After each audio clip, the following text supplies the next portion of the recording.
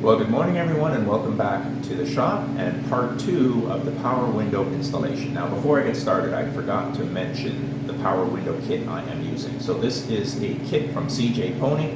I bought it probably 18 months ago and it's from a company called New Relic, N-U-R-E-L-I-C. Now New Relic has different window assemblies depending on what you have, if you have a coupe or convertible or if you have a fastback. And of course you have the options of whether or not you want to use the switches like I am, where you have the 4 individual switches, or you simply use your door handle, but there's a switch that goes behind it so it looks original, but in fact it's still a power window.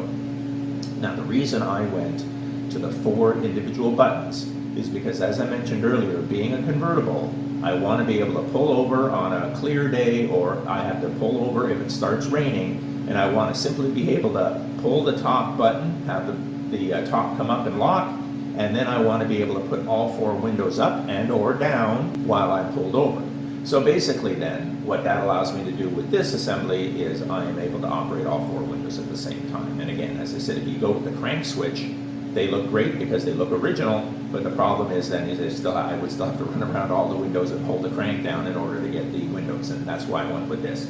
So basically, as we saw in part 1, I have cut my panel. My panel now has the cutout, which is going to put the switches in. I've cut out the mirror remote, so that's done. And of course, this is the original hole for the door handle, so I don't have to worry about that. Now, what I haven't yet cut, but they are marked on the back, but again, I never trust these marks, is I haven't cut out where my armrests go. And again, I'm not putting this on yet. This is going to be when the car is almost done. But from a fitment perspective, I just wanted to make sure that obviously this comes out where it's supposed to, so that's perfect.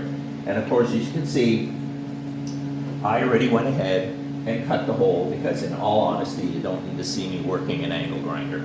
But when I cut the hole, what I did do is once the hole is cut, I don't know if you guys use this stuff. This is plastic loom, right? This is what you would encapsulate your wires in, and it comes in different sizes, and it's really cool because, you know, it just cleans up everything. And I'm going to be using this underneath the dash, and I'm going to be using this in the trunk to clean up the looms.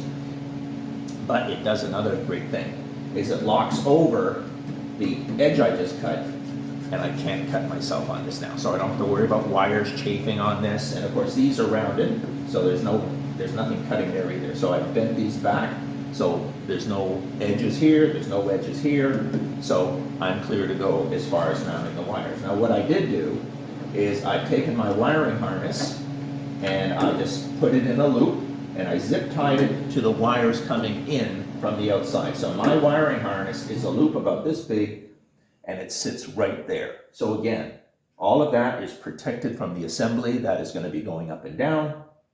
And what it does now is the quarter window is going to go under the vent window. And again, it's going to have some supports down here, but this is way out of the way. This is not going to be in anybody's way. And then that is going to mount just about there.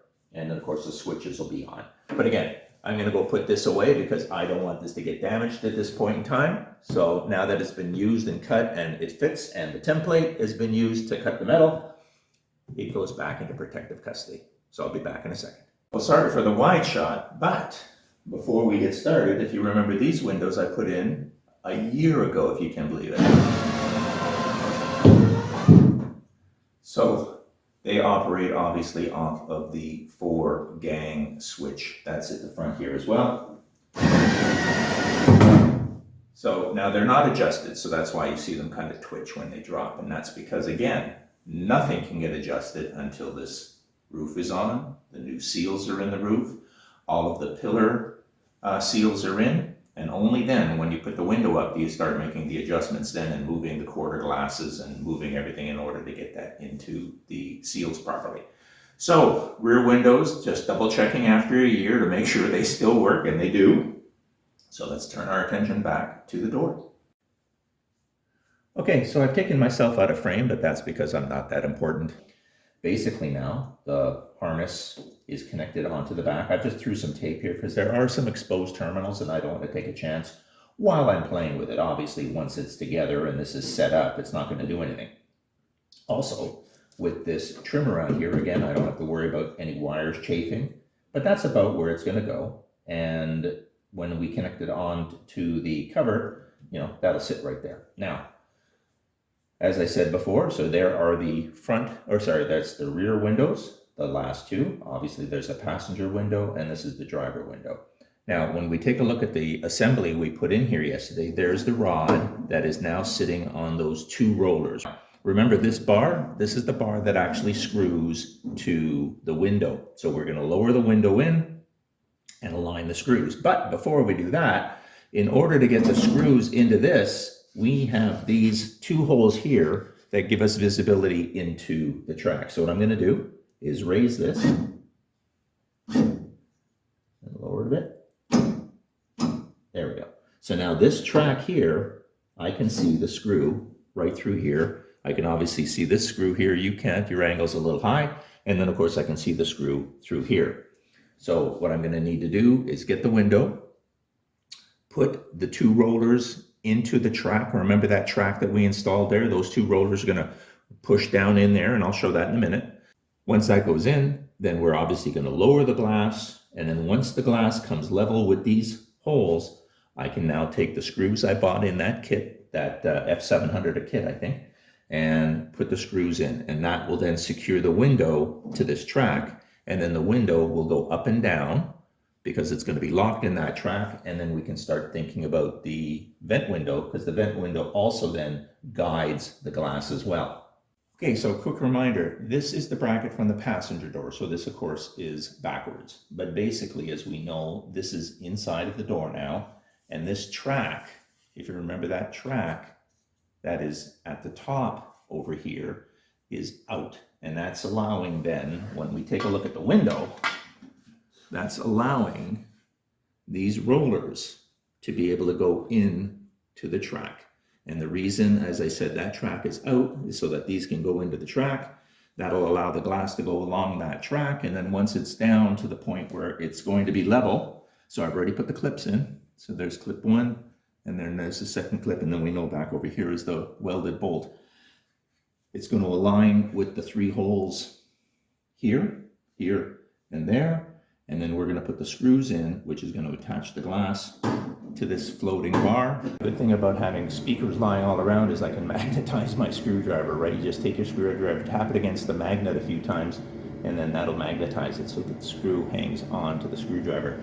The easiest screw to go in is the center screw here, right? So I'm going to lower the glass in. I'm going to have to make sure the glass goes into the track as I talked about. As the window lowers then, I'll eyeball this. I have to move this around until it aligns, and I can put that screw in. Once the center screw is in, that should at least take some of the weight off of the glass, and then I can concentrate on the other two holes.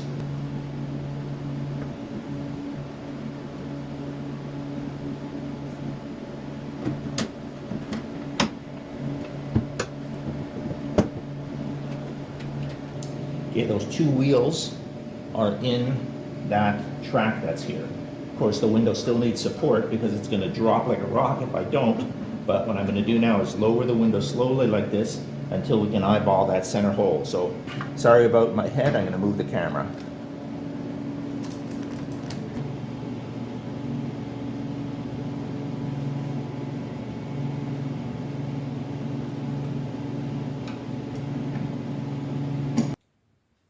So basically, sorry you weren't able to see a little bit of that, but I lowered the window on those tracks until the bar here was in line with the clip. I then put the screw through, so it's now holding on this. But as soon as it's holding on this, the whole assembly dropped because now there's weight on it. So these two holes no longer align. So in my previous comments, I was saying, you know, make sure you align. Well, forget it, because once the weight's on, these are going to drop. So basically concentrate on the center one. So once the window's down in those tracks, lower it until it aligns to the center, put the screw in, and now it's weighted. So now what I need to do is I need to raise it. There we go. Now that I've raised it, I can now align those two holes and I can put the screws in there. So again, like I said, lesson learned.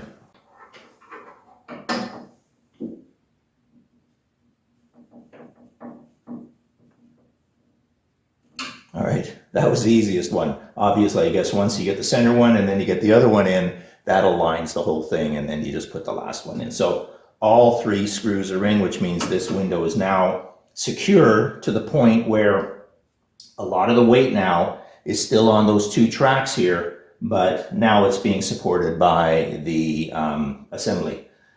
So now that the glass is in, let's just do a real quick test. Do a little bit of a raise and lower, and then we'll go from there.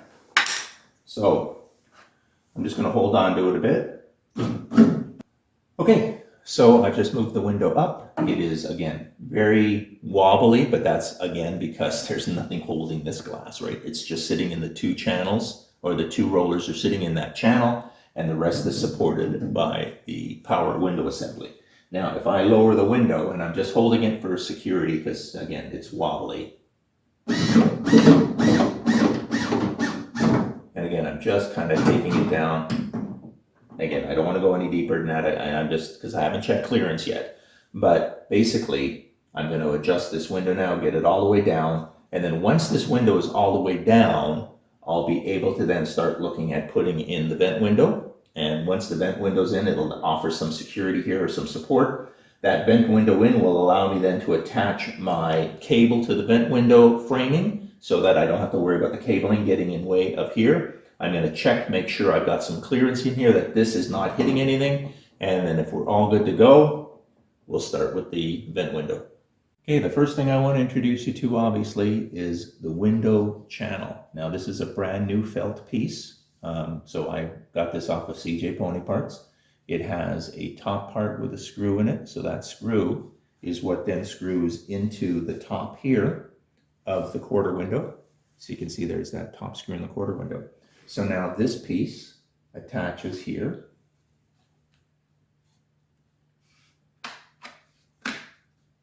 And then of course I need to put that screw in the top here to lock that in place. So now that piece is in. And as you can see, it runs all the way down to the bottom. Okay, so the screw is in. That screw, of course, goes through, connects on to this rubber seal. This new seal is now within inside of the guide. This guide runs down the length. There's the adjuster at the bottom. That, again, like I said, kicks this in and out depending on the window.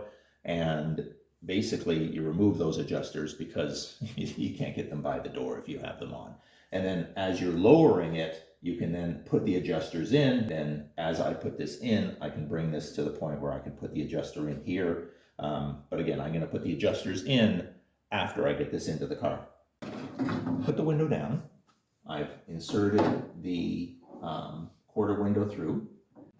There it is. Okay. So we now have my wiring harness, the window in place. So I'm going to seat the window in the guide, then start putting in the bolts to start holding it in, and then we can work our way back and get this window up so that it starts riding inside of this channel. Okay, so what was the final step? Final step was to put the glass up. With the glass up, I was able to take the quarter window or the vent window and push it. That pushed the glass into the track. And of course, there's that new seal in the track. So we now have that track, which runs all the way down here, and the glass is running up and down in that channel. With the window now in place, I put 2 bolts in that hold it, plus the 2 adjusters, which adjust the swing, but I can't tighten anything down. And the reason I cannot is because I need to have the roof on this car with the new seals and the seal in the quarter so that I can make those final adjustments. I'm probably about a month away from putting the roof back on this car. And the reason is I have yet to cut and polish the rear quarters, the trunk, the rear light panel, the rear balance, the front balance, and the 2 front fenders. So I haven't done any of that cutting and polishing yet. So I'll probably spend about a week and a half doing that because I'm using 1,500 to start, and that's a slow process. So I'm going to be cutting and polishing about a week and a half. And then once I have that done, I'm going to start on the interior. So I'm probably a month away from putting the roof on. So if you don't want to hang around for a month waiting for me to put in the retainers and the locks, I suggest you visit Joe Daddy's Garage, and I've made the comment before, it's in my description. And he's done this on his car. It's a 68 called Jade and episode 100. And not only did he take it to this point where the window is installed and the vent window is installed, but he also put the clips and retainers in, which is the next step. But I can't do any of that until I have a roof, and I can't do any of that until I cut and polish. So it's going to be a while before I get around to it. But basically, we now have a working window. So if I now press it down, you can see it rides in the track. It's a little sticky and a little noisy, and that's because I have yet to grease all of the channels. Now, I did that on purpose because I didn't want to get grease everywhere. So what I want to do is, now that it's assembled, I'm going to get in there with a little brush and I'll just brush some grease on all of the contacts. So hopefully that'll quiet it up a bit. But window's done, ready to go. I now have to do the passenger side exactly the same way. The difference, of course, is I don't have to cut such a big hole on the passenger side, because the passenger side only has one button, not four. But basically the same thing I'm going to follow. Make sure the wiring stays in the front of the door so it's safe from being trapped by the mechanism. Make sure, of course, I put in the power window assembly, hook it up. And again, I'm going to be putting in the quarter window or the vent window and all of that on the other side. So I'll do that first. Then I'm going to cut and polish this car. And then we'll get back to starting the interior, and we'll get the roof on this, and then we'll get the seals in, and then we'll come back to the doors. So if you don't want to wait that long, like I said, go visit Barry over at Joe Daddy's Garage. But anyways, that's it for today. It's all I can do. I can't go any more now other than just doing the other door. So hopefully that helped. If it did, hit that like button, and I'll see you again.